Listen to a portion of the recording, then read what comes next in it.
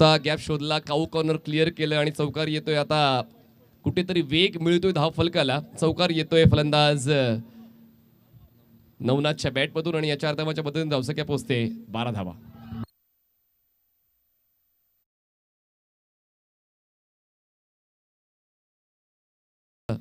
Over the wicket ना फुल toss ball swipe केला बॉलला mid विकेटला protection, पण प्रोटेक्शन थोडं दूर होतं. बॉल जातोय मिड विकेट सीमारेषा पार. मिळतील धावा 4. अफलातून चौकार.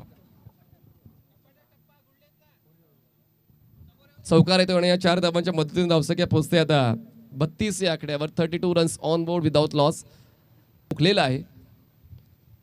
आणि आता तो भडीमार धावांचा होईल, कारण आता सेट झालाय मैदानाच्या आतमध्ये फलंदाज नवनाथ.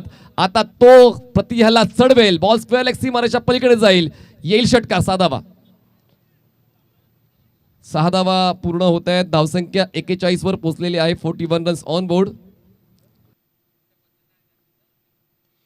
ओ यावेळेला इनसाइड एज आणि सरळ यष्टांचा वेध घेताना स्थिरावलेला फलंदाज मात्र चुकीच्या पद्धतीने या ठिकाणी बाद होतो. एक मोठा अडसर Navnath back to the pavilion कडे पाठवताना उदय आउट गॉन.